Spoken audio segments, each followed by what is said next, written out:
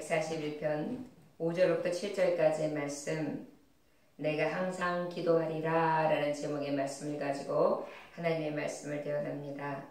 시편 141편 5절부터 7절까지의 말씀, 내가 항상 기도하리라 찾으셨으면 함께 5절부터 7절까지의 말씀을 봉독합니다. 의인이 나를 칠지라도 은혜로 여기며 책망할지라도 머리에 기름같이 여겨서 내 머리가 이를 거절하지 아니할지라. 그들의 재난 중에도 내가 항상 기도하리로다. 그들의 재판관들이 바위 곁에 내려 던져졌도다. 내 말이 닮으로 무리가 되리로다. 사람이 밭가라 흙을 부서뜨림 같이 우리의 해골이 솔 입구에 터졌도다. 아멘. 잠깐 기도하였습니다. 하나님 아버지, 오늘도 말씀하옵소서. 종이 듣겠나이다. 아버지, 오늘도 주신 말씀 앞에서 우리가 도전받을 수 있기를 원합니다. 아버지 앞에 내 입술의 문을 지키소서. 그리고 내가 항상 그 입술의 문을 지킨 그 입술로 기도하기 원합니다. 다윗의 고백이 우리의 고백이 되기 원합니다. 예수님 이름으로 기도 올렸나이다. 아멘.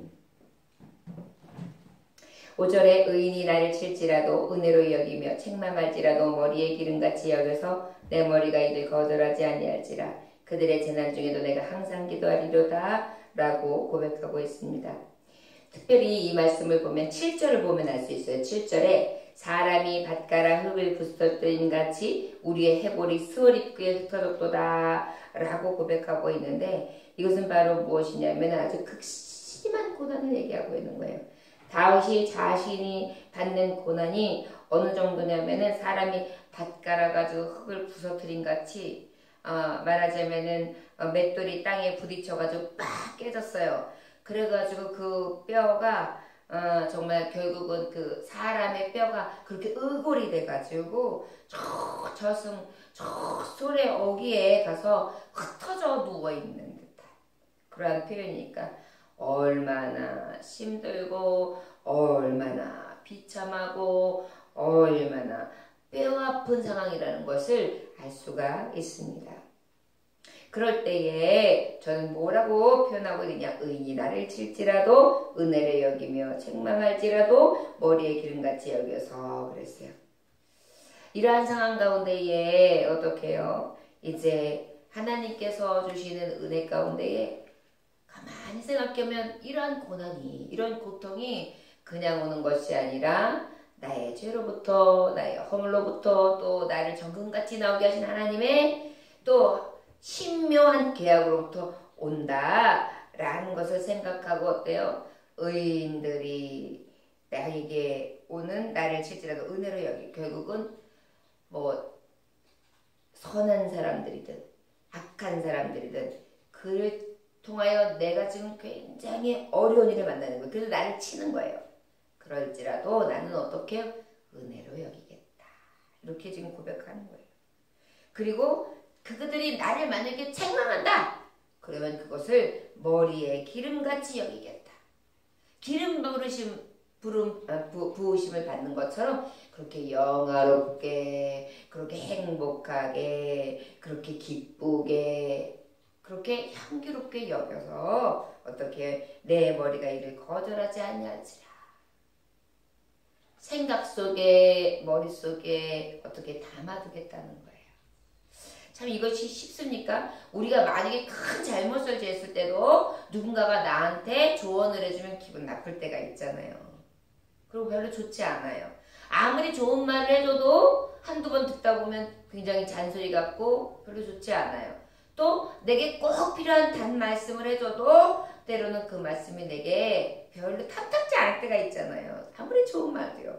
그런데 어때요? 지금 상황은 7절의 말씀처럼 자기의 뼈가 다 녹아든 것처럼 그렇게 바닥을 치고 있음에도 불구하고 그러한 삶 가운데에 의인들의 귀한 말, 결국은 성경 말씀이 됐다든지 감동의 말씀이 됐다든지 주의 종들의 권면이 됐다든지 또한 주변에 있는 나를 생각하는 사람들의 말들이 내게 임할 때 나는 오히려 기름을 바르듯이 영광스럽게 여기고 더 잘 깨달아서 마음에 새겨 내 머릿속에 두겠다.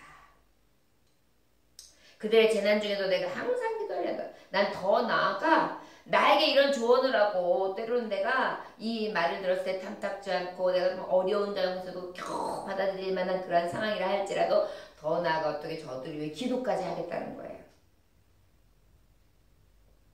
참 귀한 고백이에요.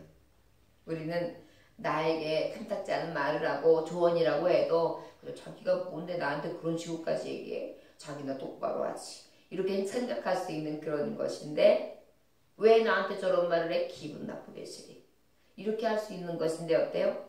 도리어 마음으로 받고 달게 느껴지고 머릿속에 임박는 뿐만이 아니라 그 말을 해주는 분들을 위해 어떻게 해요?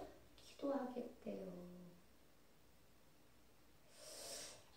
참 우리에게 이런 겸손과 은혜가 있기를 원합니다. 왕의 직책에 있는 사람이에요. 누구든지 그 위에 있는 사람이 없어요. 하나님 외에는. 그러면 누군가가 조언할 때 그냥 목을 칠 수도 있는 거예요. 탐탁지 않으면 그들과 함께 완전히 하지 아니하도록 그렇게 할 수 있는 그런 상황이에요. 그럼에도 불구하고 지금 어떻게 하겠다는 것입니까? 그를 위해 기도하겠다는 거예요. 참 대단한 고백입니다. 저와 여러분, 우리에게도 이러한 은혜와 사랑과 그리고 겸손함이 늘 충만하기를 원합니다. 그런데 어떻게 얘기를 하냐면 내 머리가 이를 거절하지 아니하 그들의 재난 중에도 내가 항상이에요. 항상. 그냥 그때 잠깐 기도한 게 아니라 항상 기도하리라. 저 여러분, 오늘 말씀의 제목이 내가 항상 기도하리라입니다. 저와 여러분들이 어떤 분들은 그래요. 내가 기분 나쁜데 기도할 마음이 생기겠어요? 예배할 기분이 나겠어요? 내가 이 기분으로 무슨 기도를 해요? 내가 이런 상황에서 내가 뭘 하겠어요? 도저히 기도도 막혀서 안 돼요. 이러면서 어떻게 해요? 도전해요. 그런데 진짜 믿음의 사람은 오늘 볼 수 있어요. 도리어 그들을 위해 나는 기도하겠습니다. 그런데 항상 참 귀합니다. 저 여러분, 우리에게도 이런 고백이 있고 우리의 삶의 모습이 이렇게 항상 어떤 때든지 또한 나의 원수와 나의 가장 가까운 이웃들, 사랑하는 가족들을 위해서 이렇게 기도할 수 있기를 원합니다. 6절에 그들의 재판관들이 바위 곁에 내려 던져졌도다. 내 말이 다임으로 무리가 들으리로다. 그렇게 지금 고백하고 있습니다. 바로 뭐라고 고백하고 있는 것입니까? 정말 악인들이 하나님 앞에 그럼에도 불구하고 결국은 바위에 던져진다. 내 말이 다임으로 무리가 들으리로다. 결국은 하나님이 저들은 본인이 판단하고 본인이 갚아주는 것이 아니라 하나님이 갚아주신다.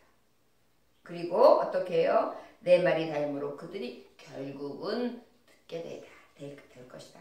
결국은 그들이 그때 내가 이런 말을 했었고 했지만 그 사람은 변치 않고 있고 나를 위해 기도하고 있고 그때 꼭 나에게 필요한 말을 해줬고 내 편이었어. 이렇게 깨닫게까지 해주신다는 것입니다. 결국은 하나님이 편이 되셔서 이렇게 악인을 위해 나에게 도전하는 사람들을 위해 나에게 또한 조언을 해주는 모든 사람 내 마음에 탐탁하든 하지 않든 간에 그들을 품고 항상 기도하는 나를 통해 하나님은 판단하셔서 그들의 마음도 돌려놓으시고 그리고 우리의 관계 안에서도 하나님이 반드시 높여주신다는 것을 말씀해 주시고 계십니다. 마지막 절 7절에 보니까 사람이 밭가라 흙을 부서뜨린 같이 우리의 해골이 소울 입구에 흩어졌도다 그렇게 말씀하시는데 결국은 어때요? 이러한 상황이라 할지라도 난 항상 기도하게 할 것이고 그럼에도 불구하고 이 하나님을 바라보고 믿는 믿음의 사람들은 하나님의 편이 돼서 결과적으로 우리의 입술에 열매가 달 수 있도록 그렇게 해 주신다 라고 말씀해 주시고 있는 것입니다. 때로는 저와 여러분 책망을 들을 때 도리어 그 책망은 고깝게 여기는 것이 아니라 마땅히 여기고 도리어 그것이 내 마음에 맞지 않는다 할지라도 그들을 위해 기도할 수 있는, 항상 기도할 수 있는 저와 여러분들이 될 수 있기를 원합니다. 그래야 하나님 앞에 멸망받을 자녀가 아니라 축복을 받고 오직 경건과 선한 길만을 따라가므로 반드시 합력하여 선을 이루시는 하나님의 축복이 있기를 원합니다. 우리가 하나님이 주신 은혜가 있는데 특별히 항상 기도해야 합니다. 저는 특별히 나라 민족을 위해 기도해야 합니다. 적화 통일이 이루어지지 아니하도록 목숨을 걸고 기도해야 돼요. 여러분, 이 공산집권은 성경에서 말하는 붉은 용 사탄이에요. 하나님을 대적하는 무리들입니다. 하나님의 보좌를 찬탈하는 자들이에요. 저들은 결국은 저주받고 쫓겨날 것입니다. 그러나 그 전까지는 어때요? 저들이 마지막 때에 득세할 거란 말이에요. 그렇지만 그때가 우리나라에 도래하지 아니하고 또 한다 할지라도 정말 아버지의 때가 더뎌질 수 있도록 하나님 앞에 맡기고 기도하며 이 나라 민족을 위하여 불쌍히 여기며 그렇게 간구할 수 있기를 원합니다. 우리는 이 붉은 용의 세력을 짓밟아서 저들을 능히 멸할 수 있을 줄 믿습니다. 그런데 우리가 기도하지 않냐면 저 붉은 용의 지배에 우리가 처참하게 망할 수 있어요. 도리어 사탄을 격파하고 승리하여 선교 대국의 축복을 받는 우리나라가 될 수 있기를 원합니다. 그 비결이 바로 항상 기도하리라. 기도로 무장해서 위기가 기회가 되게 하는 것입니다. 에스겔서 22장 3절에서 31절에 보면 하나님이 죄악으로 관영한 이스라엘 족속을 심판하여 멸망시키려고 했으나 무너져 내리는 국가를 가로막아서서 구원해달라고 기도하는 사람이 있으면 용서하고 구원해주려고 아무리 찾아봐도 없기 때문에 분노를 쏟아부어 멸망시켰다는 말씀이 있어요. 에스겔서 22장 3절 32절이죠. 뭐라고 딱 기록되어 있냐면 이 땅이 위하여 성을 쌓으며 성 무너진 데를 막아서서 나로 멸망지 못하게 할 사람을 내가 그 가운데서 찾다가 얻지 못하는 거로 내가 내 분으로 그 위에 쏟아져 내 진뇌의 불로 멸할 그 행위대로 그 머리에